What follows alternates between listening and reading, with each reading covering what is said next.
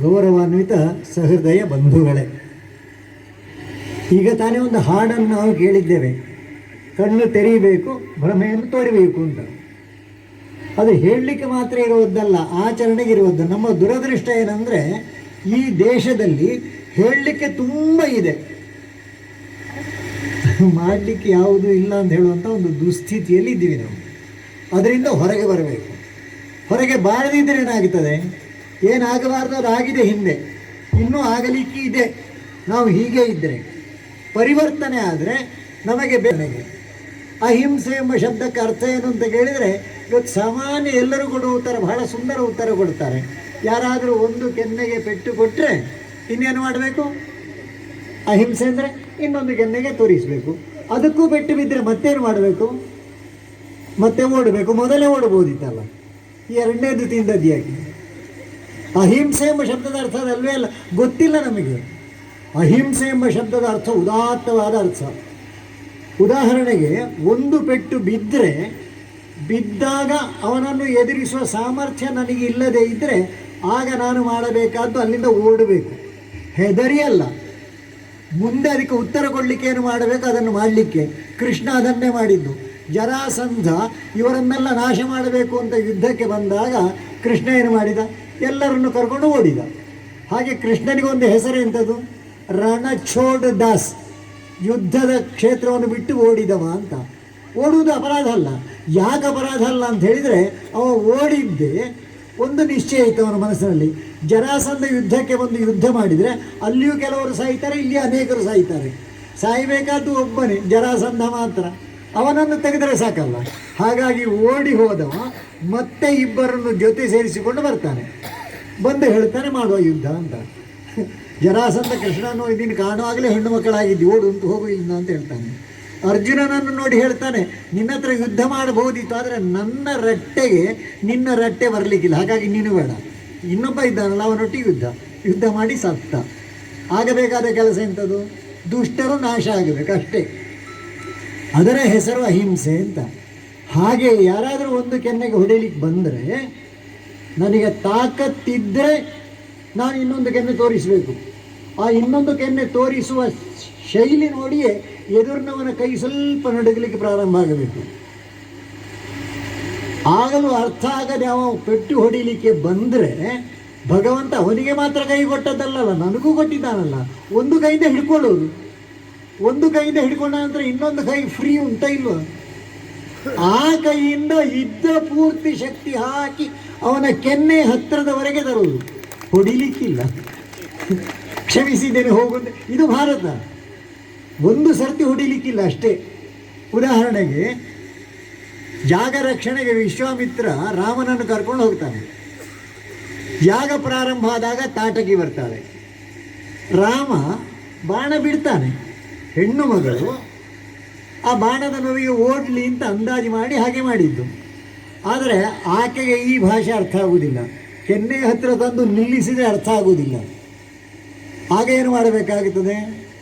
ಕೆನ್ನೆಗೆ ಕೊಡಬೇಕು. ಹೇಗೆ ಕೊಡಬೇಕು? ಮತ್ತೆ ಮೈ ಹೇಳಬಾರ್ದು ಅಷ್ಟೇ. ಆ ರೀತಿ ಪೆಟ್ಟು ಕೊಡುವಂಥ ಸ್ವಭಾವ ನಮ್ಮದಾಗಬೇಕು. ರಾಮನ ಹತ್ರ ರಾವಣ ಅದನ್ನು ಹೇಳಿದ್ದು, ಹೆಣ್ಣು ಮಗಳು ಅಂತ ಬಿಡಬೇಡ, ನಿನ್ನ ಅಪ್ಪ ನಿನ್ನನ್ನು ನನ್ನ ಜೊತೆ ಕಳುಹಿಸಿದ್ದು ಇವರನ್ನೆಲ್ಲ ಸಂಹಾರ ಮಾಡಬೇಕು ಅಂತ ಹೇಳಲಿಕ್ಕೆ ಹೊಡಿ ಅಂತ. ರಾಮನ ಬಿಲ್ಲಿಗೆ, ಬಾಣಕ್ಕೆ ಮೊದಲ ಗುರಿ ಒಬ್ಬಳು ಹೆಣ್ಣು ಮಗಳು ಅಲ್ಲ, ರಾಕ್ಷಸಿ. ಹೆಣ್ಣು ಮಗಳು ಎಂಬ ಶಬ್ದ ಹೇಳಿ ಅರ್ಥ ಬೇರೆ ಆಗ್ತದೆ. ಒಬ್ಬಳು ರಾಕ್ಷಸಿ. ಆ ರಾಕ್ಷಸಿಯನ್ನು ರಾಮ ಕೊಂದ. ವಿಚಿತ್ರ ನಮ್ಮ ದೇಶದ ಕಥೆ. 4 ಯುಗಗಳ ಹೆಸರು ಹೇಳ್ತೇವೆ ನಾವು. ಆ 4 ಯುಗಗಳಲ್ಲಿ ಮೊದಲನೇ ಯುಗ ಸತ್ಯಯುಗ, ಕೃತಯುಗ. ಹೇಗಿತ್ತಂತೆ? ಎಲ್ಲವೂ ಚೆನ್ನಾಗಿತ್ತು. ಹಾಗಿದ್ದರೆ ಚಂದ ಅಂತ ಅನ್ನಿಸ್ತದೆ ನಮಗೆ. ಆ ಕಥೆಯನ್ನೇನು ಹೇಳ್ತಾರೆ? ಹೇಗಿತ್ತಂತೆ? ನ ರಾಜ್ಯಂ ನ ರಾಜಾಸೀತ್ ನ ದಂಡ್ಯೋ ನ ಚ ದಾಂಡಿಕಃ. ದಂಡಿಸೋರಿರಲಿಲ್ಲ, ದಂಡಿಸಲ್ಪಡುವವರಿರಲಿಲ್ಲ, ರಾಜ್ಯ ಇರಲಿಲ್ಲ, ರಾಜ ಇರಲಿಲ್ಲ. ಮತ್ತೆ ಹೇಗಪ್ಪ ನಡೀತಾ ಇತ್ತತ್ತು? ಧರ್ಮೇಣ ಇವ ಪ್ರಜಾ ಸರ್ವಾಹ ರಕ್ಷಂತೆ ಸ್ಮ ಪರಸ್ಪರಂ. ಧರ್ಮದ ಆಧಾರದಲ್ಲಿ ನಡೀತಾ ಇತ್ತು. ಕೃತಯುಗ ಹೋಯಿತು, ತ್ರೇತಾಯುಗ ಬಂತು. ತ್ರೇತಾಯುಗ ಬಂದಾಗ 2 ಶಕ್ತಿಗಳು ನಮಗೆ ಕಾಣುತ್ತವೆ. ಒಂದು ಶಕ್ತಿ ಸಮುದ್ರದ ಆಚೆಗೆ, ಇನ್ನೊಂದು ಶಕ್ತಿ ಭಾರತದಲ್ಲಿ.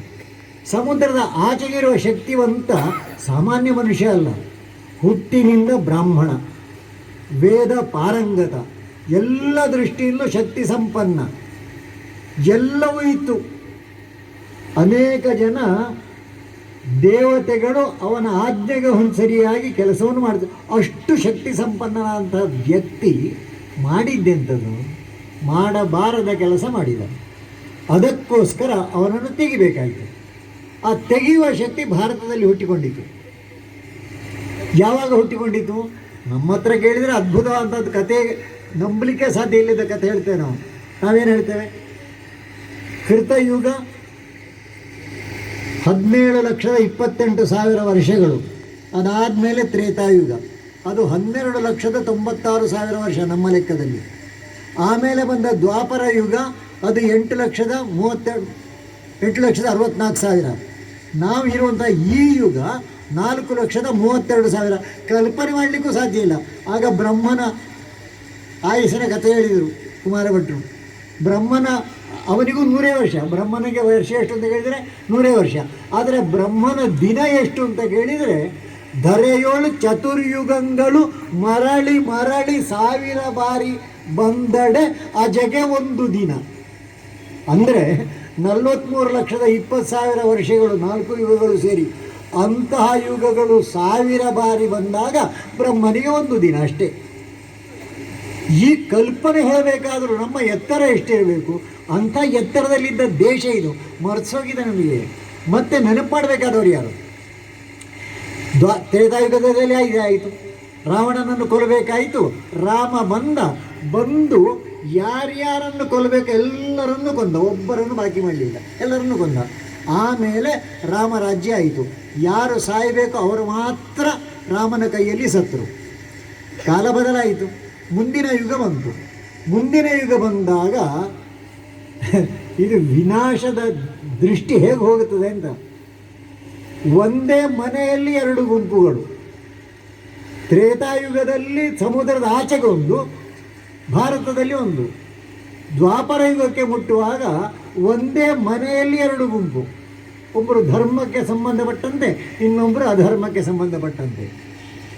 ಈ ಧರ್ಮ ಎಂಬ ಶಬ್ದ ಆಗ ಉಲ್ಲೇಖ ಮಾಡಿದರು. ಅದ್ಭುತವಾದಂಥದ್ದು. ನಮ್ಮ ಸುಪ್ರೀಂ ಕೋರ್ಟ್ನಲ್ಲಿ ಧ್ಯೇಯವಾಕ್ಯ ಉಂಟು, ಯಥೋ ಧರ್ಮಸ್ತಥೋ ಜಯ ಅಂತ. ಅದರ ಹಿಂದೆ ಅರ್ಥವೂ ತುಂಬ ಉಂಟು. ಸುಪ್ರೀಂ ಕೋರ್ಟ್ನ ನ್ಯಾಯ ದೇವತೆ ಕಣ್ಣಿಗೆ ಬಟ್ಟೆ ಕಟ್ಟಿದ್ದರು. ಯಾಕೆ ಅಂತ ಒಬ್ಬರು ಕೇಳಿದರು. ಅದಕ್ಕೆ ಒಬ್ಬರು ವ್ಯಂಗ್ಯವಾಗಿ ಹೇಳಿದರು, ಯಾಕಂದರೆ ಕಣ್ಣು ಬಿಚ್ಚಿದರೆ ಅನೇಕ ಅಂಶಗಳು ಕಾಣ್ತದಲ್ಲ, ಅದಕ್ಕೋಸ್ಕರ ಬೇಡ ಅದು ಅಂತ. ಹಾಗಲ್ಲ ಅದು. ಆ ವಾಕ್ಯ ಹೇಳಿದ್ದು ಯಾರು ಅಂತ ಕೇಳಿದರೆ ಮಹಾಭಾರತದಲ್ಲಿ ಗಾಂಧಾರಿ ಮಾತೆ ಆ ಮಾತು ಹೇಳಿದ್ದು. ದುರ್ಯೋಧನ ಯುದ್ಧಕ್ಕೆ ಹೊರಟು ಅಮ್ಮನ ಹತ್ರ ಆಶೀರ್ವಾದ ಕೇಳಲಿಕ್ಕೆ ಹೋಗ್ತಾಳೆ. ಹಾಗೆ ಹೋದಾಗ ಅಮ್ಮ ಆಶೀರ್ವಾದ ಮಾಡು, ಯುದ್ಧಕ್ಕೆ ಹೋಗ್ತೇನೆ ಅಂತ ಹೇಳಿದಾಗ ಗಾಂಧಾರಿ ಹೇಳಿದ್ದು, ಮಗು ಯಥೋ ಧರ್ಮಸ್ತಥೋ ಜಯ, ಎಲ್ಲಿ ಧರ್ಮ ಉಂಟೋ ಅಲ್ಲಿ ಜಯ, ನೀನು ಗೆದ್ದು ಬಾ ಅಂತ ಹೇಳಲಿಲ್ಲ. ಇದು ಭಾರತ. ಅನ್ಯಾಯ ಮಾಡಿದವರನ್ನು ಮೇಲೆ ಬರಬೇಕು ಇನ್ನೂ ಬಿಡಲಿಲ್ಲ.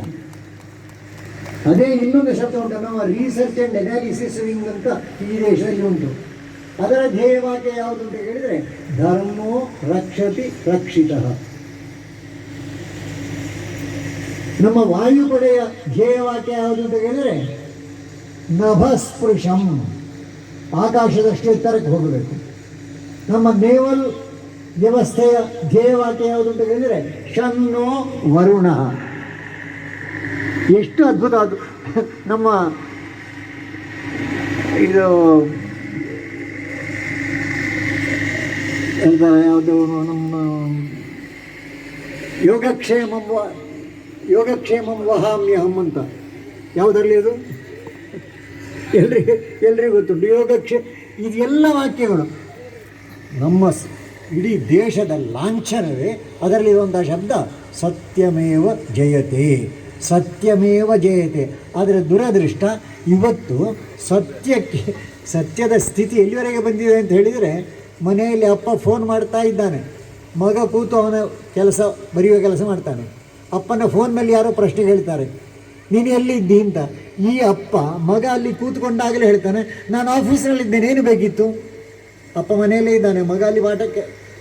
ಈ ಅಪ್ಪ ಈ ಸುಳ್ಳು ಹೇಳಿದರೆ ಆ ಮಗ ಮತ್ತೆ ಸತ್ಯ ಹೇಳಲಿಕ್ಕೆ ಸಾಧ್ಯ ಉಂಟಾ?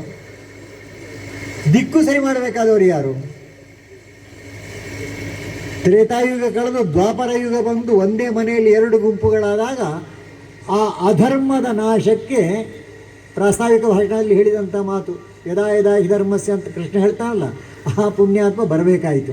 ಆದರೆ ರಾಮನಿಗೂ ಕೃಷ್ಣನಿಗೂ ಸ್ವಲ್ಪ ವ್ಯತ್ಯಾಸ ಉಂಟು. ರಾಮ ಯಾರ್ಯಾರನ್ನು ಕೊಲ್ಲಬೇಕು ಅವರನ್ನೆಲ್ಲ ಕೊಂದ, ಕೃಷ್ಣ ಒಬ್ಬರನ್ನು ಕೊಲ್ಲಿಲ್ಲ. ಅಪವಾದ ಬಿಡಿ, ಅವನ ಮಾವನನ್ನು ಸಣ್ಣ ಮಗು ಆಗಿದ್ದಾಗ ಕೊಂದಿದ್ದಾನೆ, ಅದೆಲ್ಲ ಲೆಕ್ಕಕ್ಕಿಲ್ಲ. ಮತ್ತು ಕೊಂದದ್ದು ಒಬ್ಬನನ್ನು, ಶಿಶುಪಾಲನನ್ನು. ಅದಕ್ಕೂ ಕಾರಣ ಇತ್ತು, ಅವನ ಅತ್ತೆಗೆ ಮಾತು ಕೊಟ್ಟಿದ್ದ, ನಿನ್ನ ಮಗ 100 ತಪ್ಪು ಮಾಡುವಲ್ಲಿವರೆಗೆ ನಾನೇನು ಮಾತಾಡೋದಿಲ್ಲ, 101ನೇ ತಪ್ಪು ಮಾಡಿದರೆ ಆಕೆನೇ ಹೇಳಿದ್ರು ತೆಗಿಯವನನ್ನು ಅಂತ. ಹಾಗಾಗಿ ಅವನು 101ನೇ ತಪ್ಪು ಮಾಡಿದಾಗ ತೆಗೆದವನನ್ನು. ಅದು ಬಿಟ್ಟರೆ ಅವ ಯಾರನ್ನು ಹಾಗೆ ಕೊಲ್ಲಿಲ್ಲ. ಆದರೆ ಆ ಪುಣ್ಯಾತ್ಮ ಎಲ್ಲರನ್ನೂ ಕೊಲ್ಲಿಸಿದ ಅಷ್ಟೇ, ಅವ ಕೊಲ್ಲಿಲ್ಲ. ಆದರೆ ಯಾರನ್ನು ಬಿಡಲಿಲ್ಲ. ಅನ್ಯಾಯ ಮಾಡುವವರೆಲ್ಲರೂ ಹೋಗಬೇಕು ಅಂತ ನಿಶ್ಚಯ ಆಯಿತು. ಆ ಯುಗವು ಮುಂದೆ ಮುಗಿದೋಯ್ತು. ಈಗ ನಮ್ಮ ಯುಗ ಬಂದಿದೆ, ಕಲಿಯುಗದಲ್ಲಿ. ಕಲಿಯುಗದ ಕಥೆ ಎಂಥದ್ದು? ಒಬ್ಬನೇ ಮನುಷ್ಯ ಬೆಳಗ್ಗೊಂದು ಮಾತಾಡ್ತಾನೆ, ಸಂಜೆ ಇನ್ನೊಂದು ಮಾತಾಡ್ತಾನೆ. ಈಗ ಕೊಲ್ಲುದಿದ್ರೆ ಮಾಡಬೇಕು, ಎಲ್ಲರನ್ನು ತೆಗಿಬೇಕಲ್ಲ. ಸರಿಪಡಿಸುವವರು ಯಾರು? ಸರಿಪಡಿಸುವವರು ಯಾರಂದರೆ ಆಗ ತಾನೇ ಉಲ್ಲೇಖ ಮಾಡಿದರು, ಸಂಘೇ ಶಕ್ತಿ ಕಲವು ಯುಗೆ. ಕಲಿಯುಗದಲ್ಲಿ ಧರ್ಮ ಸಂಸ್ಥಾಪನೆ ಆಗಬೇಕಾದ್ರೆ ಅದಕ್ಕೆ ಒಂದೇ ಮಾಧ್ಯಮ, ಸಂಘಟನೆ. ಆ ಸಂಘಟನೆ ಅಂತ ಹೇಳಿದರೆ ಅನೇಕರಿಗೆ RSS ಅಂತ ನೆನಪಾಗುತ್ತದೆ. RSS ಹೌದು ಅಲ್ವೋ ಎಂಬುದು ಕಾಲ ನಿರ್ಣಯ ಮಾಡಲಿ. ಆದರೆ ಸಂಘಟನೆ ಎಂಬುದು ಬರೀ RSSಗೆ ಸೀಮಿತ ಅಲ್ಲ, ಅದು ಗೊತ್ತಿರಬೇಕು. RSSಗೆ 100 ವರ್ಷ ಆಯಿತು ಅಂತ ಉಲ್ಲೇಖ ಮಾಡಿದರು. ಒಬ್ಬರು ವಿನೋದವಾಗಿ ಪರಮಪೂಜ್ಯರ ಸರಸಂಘ ಚಾಲಕರು ಅದನ್ನು ಹೇಳಿದ್ದಾರೆ, 100 ವರ್ಷ ಆಗೋದ್ರಲ್ಲಿ ನಮ್ಮ ಪಾತ್ರ ಏನೂ ಇಲ್ಲ. ಮತ್ತು ಸೂರ್ಯ ಉದಯಿಸ್ತಾನೆ, ಅಸ್ತಮಿಸ್ತಾನೆ, ಮರು ದಿವಸ ಉದಯಿಸ್ತಾನೆ. 1 ದಿವಸ ಆಯಿತು, ನಾನೆಂಟದು ಮಾಡಿದ್ದೇನೆ? ನಾನು ಏನೂ ಮಾಡದಿದ್ದರೂ 1 ದಿವಸ ಆಗ್ತದೆ. ಅಂಥ 1 ದಿವಸ 365 ದಾಟಿದರೆ ಏನಾಗುತ್ತದೆ? 1 ವರ್ಷ ಆಗ್ತದೆ. ಅಂಥ ವರ್ಷಗಳು 100 ಆದರೆ 100 ವರ್ಷ ಆಯಿತು. 100 ವರ್ಷ ಆಗುವುದಕ್ಕೂ ಸಂಘಕ್ಕೂ ಸಂಬಂಧ ಇಲ್ಲ, ಅದು ಕಾಲದ ಮಹಿಮೆ. ಆ 100 ವರ್ಷಗಳಲ್ಲಿ ಸಂಘ ಏನು ಮಾಡಿತು ಎಂಬುದು ಪ್ರಶ್ನೆ. ಏನು ಮಾಡಿತಲ್ಲ, ಏನೇನು ಮಾಡಲಿಲ್ಲ. ಅದು ಎಲ್ಲ ಸಂದರ್ಭದಲ್ಲಿ ನೆರೆ ಬಂತು. ಒಂದು ಉದಯವಾಣಿ ಪತ್ರಿಕೆ ಒಂದು ನೆರೆಯ ಬಗ್ಗೆ ವಿವರಣೆ ಕೊಟ್ಟಿತ್ತು, ಸುದ್ದಿಯನ್ನು ಬರೆದಿತ್ತು ಮಂಗಳೂರಿನಲ್ಲಿ. ಆ ವಿವರಣೆಯಲ್ಲಿ ಇತ್ತು, ಎಲ್ಲ ಸಂಕಷ್ಟಗಳನ್ನು ವಿವರಿಸಿ ಕೊನೆಯ ಒಂದು ವಾಕ್ಯ ಏನಂದರೆ, ಎಂದಿನಂತೆ ರಾಷ್ಟ್ರೀಯ ಸ್ವಯಂ ಸೇವಕ ಸಂಘದ ಸದಸ್ಯರು ಅಲ್ಲಿ ಹಾಜರಾಗಿದ್ದರು. ಅಂದರೆ RSSನ ಕೆಲಸ ಎಂಥದ್ದು? ಎಲ್ಲಿ ತೊಂದರೆ ಉಂಟು ಅಲ್ಲಿ ಹೋಗಿ ನಿಲ್ಲುವುದು. ಎಂದಿನಂತೆ ನಮ್ಮ ಸ್ವಭಾವ ಅಂತ ಹೇಳಿದ ಹಾಗೆ. ಆ ರೀತಿ ಇದ್ದಾಗ ನಮ್ಮಲ್ಲಿರುವ ಕಶ್ಮಲಗಳು ದೂರ ಆಗಿ ನಾವು ಎತ್ತರಕ್ಕೆ ಹೋಗ್ತೇವೆ. ಹಾಗಾಗಿ ಸಂಘಟನೆ ಎಂಬ ಶಬ್ದದ ಅರ್ಥ ಬರೀ RSSಗೆ ಸೀಮಿತ ಮಾಡುವುದರ ಬದಲು ಅದಕ್ಕಿಂತ ಒಂದು, ಈಗ ಹಾಡು ಹೇಳಿದರು, ಮಾಡಿ ಸೀಮೋಲ್ಲಂಘನ. ಆ ಸೀಮೋಲ್ಲಂಘನದ ಕಾಲ ಹತ್ತಿರ ಬಂದಿದೆ. ಈ ಎಲ್ಲ ಸಮಸ್ಯೆಗಳನ್ನು RSSಗೆ ಬಿಟ್ಟು ನಾವು ಶಾಂತವಾಗಿ ಮನೆಯಲ್ಲಿ ನಿದ್ರೆ ಮಾಡುವುದಲ್ಲ. RSSನವರವರ ಕೆಲಸ ಮಾಡಲಿ, ಸಮಿತಿಯವರವರ ಕೆಲಸ ಮಾಡಲಿ, ಮಾಡಬೇಡಿ ಅಂತ ಹೇಳೋದಿಲ್ಲ. ಯಾಕಂದರೆ ಇವರು ಇಷ್ಟರವರೆಗೆ ಮಾಡಿದ ಎಲ್ಲ ಕೆಲಸಗಳನ್ನು ಒಳ್ಳೆಯದನ್ನೇ ಮಾಡಿದ್ದಾರೆ ಅವರು. ಹಾಗಾಗಿ ಮಾಡ್ತಾ ಹೋಗಲಿ. ಆದರೆ ಉಳಿದ ಜನರಿಗೂ ಒಂದು ಜವಾಬ್ದಾರಿ ಹೊಣೆಗಾರಿಕೆ ಉಂಟಲ್ಲ, ಆ ಜವಾಬ್ದಾರಿ ಹೊಣೆಗಾರಿಕೆಯನ್ನು ಅರ್ಥ ಮಾಡಿಕೊಂಡು ಹೆಜ್ಜೆ ಮುಂದೆ ಇಡಬೇಕಾಗಿದೆ. ಹೆಜ್ಜೆ ಮುಂದೆ ಇಡಬೇಕಾದರೆ ಆ ಹೆಜ್ಜೆ ಮುಂದೆ ಇಡಲಿಕ್ಕೂ ಮಾರ್ಗದರ್ಶಕ ಸೂಚಿ ಇದೆ. ಈ ದೇಶದ ಬಗ್ಗೆ ಆಗಲೇ ಹೇಳಿದರು, ಅನೇಕ ವಿಷಯಗಳನ್ನು ಚರ್ಚೆ ಮಾಡಿದಾಗ ಆನಂದ ಆಗ್ತದೆ. ಈ ದೇಶದ ಹುಟ್ಟು ಯಾವಾಗ ಅಂತ ಕೇಳಿದರೆ ಯಾರು ಉತ್ತರ ಹೇಳಬಹುದು? ಗೊತ್ತಿಲ್ಲ ಇದ್ದದೇ ಬಹಳ ಸುಲಭದಲ್ಲಿ ಹೇಳಿಬಿಟ್ಟಿದ್ದಾರೆ. ಏನು ಸನಾತನ ಅಂದ್ರೇನು? ಯಾವಾಗ ಹುಟ್ಟಿದ್ದು ಅಂತ ಗೊತ್ತಿಲ್ಲ ಅಂತ. ಹುಟ್ಟೆ ಇಲ್ಲದಿದ್ದದ್ದಕ್ಕೆ ಇನ್ನೊಂದು ದಿನಾಂಕ ಬರೆಯುವ ಅಗತ್ಯ ಇಲ್ಲ. ಒಂದು ಚಿತ್ರ ಹಾಕಿರ್ತಾರೆ, ಅದರಲ್ಲಿ 2 ಡೇಟ್ ಹಾಕಿರ್ತಾರೆ. ಮೊದಲು ಜನನ ದಿನಾಂಕ, ಎರಡನೆಯದ್ದು ಮರಣದ ದಿನಾಂಕ. ಈ ಮೊದಲನೇ ವಾಕ್ಯ ಶಬ್ದವೇ ಇಲ್ಲದಿದ್ದರೆ ಎರಡನೇ ಶಬ್ದದ ಅಗತ್ಯವೇ ಇಲ್ಲ. ಇದು ಭಾರತದ ಹಿರಿಮೆ. ಯಾರಿಂದಲೂ ಏನು ಮಾಡಲಿಕ್ಕೆ ಸಾಧ್ಯ ಇಲ್ಲ ಈ ದೇಶವನ್ನು. ಯಾರು ಎಷ್ಟು ಬೇಕಾದ್ರೆ ಏನು ಬೇಕಾದರೂ ಮಾಡಲಿ. ಒಬ್ಬರಂತೂ ನಾ ಸೋಮೇಶ್ವರ್ ಅಂತ ಒಬ್ಬರು ಡಾಕ್ಟ್ರು, ಅವರು ಒಂದು ಕಡೆ ಹೇಳ್ತಾರೆ, ನಮ್ಮ ಹಿಂದೂ ಸಂಸ್ಕೃತಿ ಹೇಗುಂಟು ಅಂತ ಹೇಳಿದರೆ ಒಂದು ಗ್ರಾವಿಟೇಷನಲ್ ಡಾಲ್ ಒಂದು ಮೂರ್ತಿ ಸಿಗ್ತದೆ. ಅದರ ಆಧಾರ ಯಾವುದು ಅಂತ ಕೇಳಿದರೆ ಅದನ್ನು ರೂಪಿಸಿದ್ದು, ಅದನ್ನು ನೀವು ಹೇಗೆ ಬೇಕಾದರೆ ಬಿಸಾಡಿ ಅದು ಬೀಳುವಾಗ ಸರಿಯಾಗಿಯೇ ಕೂತ್ಕೊಳ್ತದೆ ಅಂಥದ್ದು. ನಮ್ಮ ದೇಶ ಹಿಂದೂ ಧರ್ಮ ಅಂದರೆ ಹೀಗೆ. ಯಾರು ಎಷ್ಟೇ ಮಾಡಲಿ, ನಮ್ಮ ಸಮಾಜದಷ್ಟು ಪೆಟ್ಟು ತಿಂದವರು ಜಗತ್ತಲ್ಲಿ ಇನ್ನೊಂದು ಸಮಾಜ ಇಲ್ಲ. ಆದರೂ ಆ ಎಲ್ಲ ಪೆಟ್ಟುಗಳ ಮಧ್ಯದಲ್ಲಿ ಕೆಲವೊಮ್ಮೆ ಸೋತ ಹಾಗೆ ಅನ್ನಿಸಿದರೂ ಅನೇಕ ಸರ್ತಿ ಗೆದ್ದಿದ್ದೇವೆ, ಗೆಲ್ತಾ ಇದ್ದೇವೆ. ಈ ದೇಶದ ಸಂಸ್ಕೃತಿಯ ವೈಶಿಷ್ಟ್ಯವೇ ಅದು, ಕಾಲದ ಮಿತಿಗಿಂತ ಹೊರಗಿನದ್ದು. ಹಾಗಾಗಿ ಇಲ್ಲಿ ನಾವು ಏನಾದರೂ ಹೇಳಬೇಕಾದ್ರೆ, ಗುರುಗಳ ಬಗ್ಗೆ ಹೇಳಬೇಕಾದ್ರೆ ಅಖಂಡ ಮಂಡಲಾಕಾರಂ. ಅಖಂಡ ಮಂಡಲಾಕಾರಂ ಅಂದರೆ ಇಂಥದ್ದು, ಅದು ಹೊರಗೆ ಬಂದ ಹಾಗೆ ವೈಶಾಲ್ಯ ವಿಸ್ತಾರ ಜಾಸ್ತಿ ಆಗ್ತಾ ಹೋಗುವುದು. ಅದರ ಪರಿಣಾಮ ನಮ್ಮ ದೇಶದ ಸಂಸ್ಕೃತಿ ಹೇಗಿರ್ತದೆ? ಎಂದು ನಕಾರಾತ್ಮಕ ಮಾತನಾಡೋ ಕ್ರಮ ಇಲ್ಲ. ನಾವು ಇಲ್ಲಿ ವೇದ ಘೋಷ ಮಾಡಿದರು. ಆ ವೇದ ಘೋಷ ಮಾಡಬೇಕಾದರೆ ಅದರಲ್ಲಿ ಭದ್ರಂಕರ್ಣೇಭಿ ಅಂತ ಶುರುವಾಯಿತು. ಅದನ್ನು ಶುರು ಮಾಡಿದಾಗ ನೆನಪಾಯಿತು ಒಂದು, ಈ ದೇಶದಲ್ಲಿ ನಕಾರಾತ್ಮಕವಾಗಿ ಯೋಚನೆ ಬಂದರೆ ಹಾಳಾಗ್ತದೆ, ಸಕಾರಾತ್ಮಕವಾಗಿ ಬಂದರೆ ಮುಂದೆ ಹೋಗ್ತವೆ. ಮಹಾತ್ಮ ಗಾಂಧಿಯವರಾಗಿರುವ ಎತ್ತರದವರು ಎಷ್ಟು ಎತ್ತರಕ್ಕೆ ಬೇಕಾದರೂ ಹೋಗ್ಬೋದು, ಸಾಮಾನ್ಯರಿಂದ ಆಗುವುದಿಲ್ಲ. ಆ ಮಹಾತ್ಮ ಗಾಂಧಿಯವರಿಗೆ ಒಬ್ಬ ಪುಣ್ಯಾತ್ಮ 3 ಚಿತ್ರವೊಂದು ಕೊಟ್ಟಂತೆ. ಆ 3 ಚಿತ್ರ ಯಾವುದು? 3 ಮಂಗಗಳ ಚಿತ್ರ. ಒಂದು ಮಂಗ ಕಣ್ಣು ಮುಚ್ಚಿದೆ, ಇನ್ನೊಂದು ಮಂಗ ಕಿವಿ ಮುಚ್ಚಿದೆ, ಮತ್ತೊಂದು ಮಂಗ ಬಾಯಿ ಮುಚ್ಚಿದೆ. ಅದನ್ನು ನೋಡಿದ ಕೂಡಲೇ ವೇದಾಂತಿಯಾಗಿದ್ದಂತಹ ಗಾಂಧೀಜಿಯವರಿಗೆ ಬಹಳ ಅದ್ಭುತವಾದಂಥ ಒಂದು ದೃಷ್ಟಿ ಸಿಕ್ಕಿತು. ಕೆಟ್ಟದ್ದನ್ನು ನೋಡಬೇಡ, ಕೆಟ್ಟದ್ದನ್ನು ಕೇಳಬೇಡ, ಕೆಟ್ಟದ್ದನ್ನು ಆಡಬೇಡ ಅಂತ. ಉತ್ತರ ಒಳ್ಳೆಯದೇ, ಆದರೆ ನಮ್ಮ ದುರದೃಷ್ಟ ಏನು ಅಂತ ಕೇಳಿದರೆ, ಈ ಬೇಡ ಅಂತ ಹೇಳೋ ನಕಾರಾತ್ಮಕ ವಿಷಯ ಉಂಟಲ್ಲ, ಅದು ಬಹಳ ಕಷ್ಟದ್ದು. ಸುಮ್ಮಾಗಿ ಇಲ್ಲಿ ಕೊನೆಗೆ ಹೋಗೋದಕ್ಕಿಂತ ಮುಂಚೆ ಅನೌನ್ಸ್ ಮಾಡ್ತಾರೆ ಅಂತ ಇಟ್ಟುಕೊಳ್ಳಿ, ಯಾರು ಆ ದಿಕ್ಕಿನ ಕಡೆಗೆ ನೋಡಲೇಬಾರದು, ಎಲ್ಲ ಈಚೆ ಹೋಗಿ. ನೋಡಬಾರದು ಅಂತ ಹೇಳಿದರೆ ಇಲ್ಲಿಂದ ವಿಶ್ರಮ ಕೊಟ್ಟಗಳೇನು ಮಾಡ್ಯಾರು? ಎಲ್ಲರೂ ಒಂದು ಸರ್ತಿ ಆಚೆ ನೋಡ್ಯಾರು. ಮಾಡಬೇಡಿ ಅಂತ ಹೇಳಿದ್ದನ್ನು ಯಾಕೆ ಮಾಡಬಾರ್ದು ಅಂತ ಅನ್ನಿಸ್ತದೆ.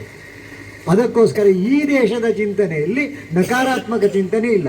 ನಮ್ಮ ಚಿಂತನೆಯಲ್ಲಿರುವಂಥದ್ದೆಲ್ಲವೂ ಸಕಾರಾತ್ಮಕ ಚಿಂತನೆ. ಆ ಸಕಾರಾತ್ಮಕ ಚಿಂತನೆಯೇ ಭದ್ರಂ ಕರ್ಣೇಭಿ ಶೃಣುಯಾಮ ಭದ್ರಂ ಪಶ್ಯೇಮ ಅಕ್ಷಭಿಃ.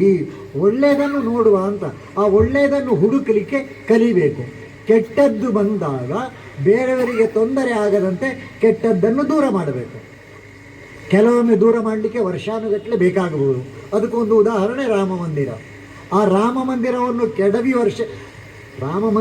ಕೆಡವಿ ಅಲ್ಲಿ ಬೇರೆ ಒಂದು ಸ್ಟ್ರಕ್ಚರ್, ಅದಕ್ಕೆ ಬೇರೆ ಒಂದು ಹೆಸರು ಕೊಟ್ಟು ಅದರ ಆಧಾರದಲ್ಲಿ ಅನೇಕ ಗೊಂದಲಗಳನ್ನು ಸೃಷ್ಟಿ ಮಾಡಿದರು.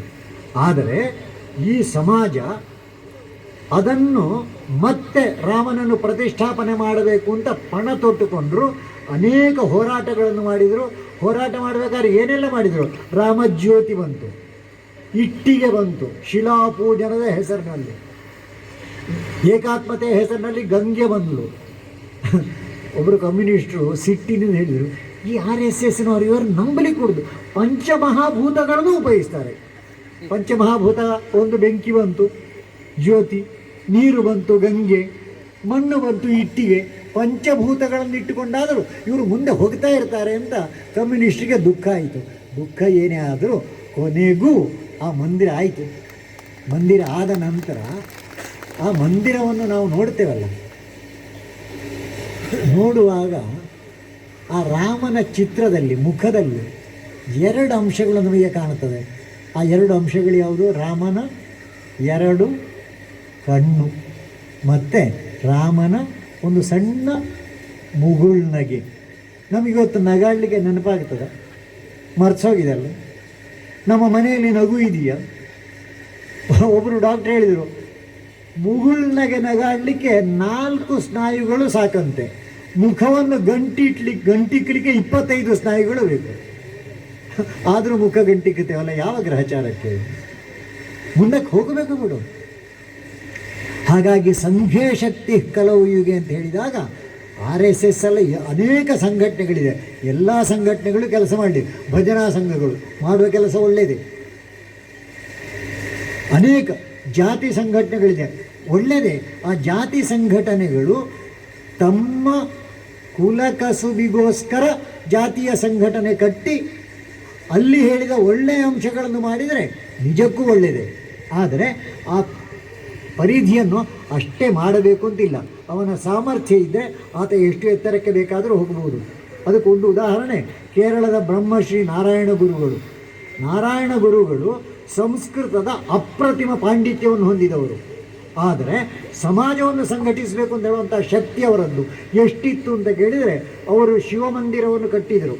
ಕಟ್ಟುತ್ತಾ ಇದ್ದ ಹಾಗೆ ಅನೇಕ ಜನ ತಥಾಕಥಿತ ಬ್ರಾಹ್ಮಣ ಬಂಧುಗಳು ಕಟ್ಟಲಿ, ಪ್ರಾಣ ಪ್ರತಿಷ್ಠೆ ಮಾಡಲಿಕ್ಕೆ ನಮ್ಮನ್ನು ಕರೀಲಿಕ್ಕಿಲ್ವ, ಆಗ ನೋಡುವ ಅಂದರೆ ಹೋಗಲಿಕ್ಕಿಲ್ಲ ಅಂತ ನಿಶ್ಚಯ ಮಾಡಿದ ಹಾಗೆ ಅವರದ್ದಿತ್ತು. ನಾರಾಯಣ ಗುರುಗಳು ಮಾತನಾಡಲಿಲ್ಲ. ಎಲ್ಲ ಕಟ್ಟಡ ಪೂರ್ತಿಯಾದ ನಂತರ ತನ್ನ ಶಿಷ್ಯರಿಗೆ ತಾನು ಕಲಿತ ಸಂಸ್ಕೃತದ ಆಧಾರದಲ್ಲಿಯೇ ಶಿವನ ಪ್ರತಿಷ್ಠೆ ಮಾಡುವಂಥದ್ದನ್ನು ಕಲಿಸಿಕೊಟ್ಟರು. ಶಿವನ ಪ್ರತಿಷ್ಠೆ ಆಯಿತು. ಈಗ ನಾರಾಯಣ ಗುರುಗಳು ಕಟ್ಟಿದಂತಹ ಆ ಶಿವಮಂದಿರಕ್ಕೆ ಎಲ್ಲರೂ ಹೋಗ್ತಾರೆ. ಅಂದರೆ ಜಾತಿ ಯಾವುದೇ ಇರಲಿ, ಆ ಜಾತಿಯಲ್ಲಿ ಆತ ಮಾಡುವ ಕೆಲಸ ಎಷ್ಟು ಎತ್ತರದ್ದು, ಆ ಕೆಲಸಕ್ಕೆ ತಕ್ಕಂತೆ ಬೆಳಿಬೇಕಲ್ಲ. ರಾಷ್ಟ್ರೀಯ ಸ್ವಯಂ ಸೇವಕ ಸಂಘದ 100ನೇ ವರ್ಷ ಕಳೆದ ಹಿನ್ನೆಲೆಯಲ್ಲಿ ಸಂಘ ಸಮಾಜದ ಮಧ್ಯದಲ್ಲಿ ಸಮಾಜ ಸಂಘಟನೆ ಆಗಲಿಕ್ಕೆ ಏನೇನು ಮಾಡಬಹುದು. ಶಾಖೆಗೆ ಬನ್ನಿ ಅಂತ ಕರೀಲಿಲ್ಲ, ಬಂದರೆ ತಪ್ಪಲ್ಲ, ಬರಲೇಬೇಕು ಅಂತಿಲ್ಲ. ಆದರೆ ಸಮಾಜ ಹೇಗೆ ಸಂಘಟಿತ ಆಗಬೇಕು? ಸಮಾಜ ರಾಷ್ಟ್ರಕ್ಕೆ ಶಕ್ತಿ ಕೊಡುವಂತೆ ಸಂಘಟನೆ ಆಗಬೇಕು. ಹಾಗೆ ಸಂಘಟನೆ ಆಗಬೇಕಾದ್ರೆ ನಮ್ಮ ಜಾತಿ ವ್ಯವಸ್ಥೆ ಯಾವುದುಂಟು, ಆ ಜಾತಿ ವ್ಯವಸ್ಥೆಯಲ್ಲಿ ಏನೇನು ಒಳ್ಳೆದಿತ್ತು ಅದನ್ನೆಲ್ಲ ಸೇರಿಸಿ ಮಾತೃ ಸಂಸ್ಥೆಗೆ ಶಕ್ತಿ ಸಿಕ್ಕುವಂತೆ, ಸಂಸ್ಥೆಗೆ ಶಕ್ತಿ ಸಿಕ್ಕುವಂತೆ ಆಗಬೇಕಾದ. ಯಾಕಂದರೆ ವಿಕಾಸದ ಮೊದಲ ಹೆಜ್ಜೆಯೇ ಅದು. ನಮ್ಮಲ್ಲಿ ವಿಕಾಸವಾದ ಅಂತ ಹೇಳಿದ ಕೂಡಲೇ ಪಕ್ಕನೆ ಎಲ್ರಿಗೂ ನೆನಪಾಗುವುದು ಡಾರ್ವಿನ್ನ ವಿಕಾಸವಾದ. ನಮ್ಮಲ್ಲಿ ಹಾಗಲ್ಲ. ನಮ್ಮಲ್ಲಿ ವಿಕಾಸವಾದದ ಮೊದಲ ಹೆಜ್ಜೆ ನಮ್ಮ ಶಬ್ದದಲ್ಲಿ ಉಂಟು. ಭಾರತೀಯ ಭಾಷೆಯಲ್ಲಿ ವರ್ಣಮಾಲೆಗೆ ಪ್ರಾಧಾನ್ಯ. ಆ ವರ್ಣಮಾಲೆ ಸಹ ಹುಟ್ಟಿಕೊಂಡದ್ದು ಸುಮ್ಮಗೆ ABCD ಬಂದ ಹಾಗೆ ಅಲ್ಲ. ಅದು ಒಂದೊಂದು ಅಕ್ಷರ ಬರಬೇಕಾದ್ರೆ ಅದಕ್ಕೊಂದು ಕಾರಣ ಉಂಟು, ನಮಗೆ ಕಲಿಸಿಕೊಟ್ಟಿದ್ದಾರೆ. ನೃತ್ತಾವಸಾನೆ ನಟರಾಜರಾಜೋ ನನಾದ ಢಕ್ಕಾಂ ನವ ಪಂಚವಾರಂ, 14 ಸರ್ತಿ ಆ ಡಮರುವಿನ ಶಬ್ದ ಮಾಡಿದಂತೆ. ಆ ಡಮರುವಿನ ಶಬ್ದದಲ್ಲಿ ಮೊದಲಿನ 4 ಶಬ್ದಗಳಿಂದ ಸ್ವರಾಕ್ಷರಗಳು ಬಂತು, ಮತ್ತಿನ 10 ಶಬ್ದಗಳಿಂದ ವ್ಯಂಜನಾಕ್ಷರಗಳು ಬಂತು ಅಂತ ಹೇಳಿ ಆ ವರ್ಣಮಾಲೆ ಎಷ್ಟು ಸುಂದರವಾಗಿ ಜೋಡಿಸಿಕೊಂಡಿದ್ದಾರೆ. ಅದರ ವಿಕಾಸದ ಕಥೆ ಕೇಳಿದರೂ ಗಾಬರಿ ಆಗುತ್ತದೆ, ಆನಂದವೂ ಆಗುತ್ತದೆ.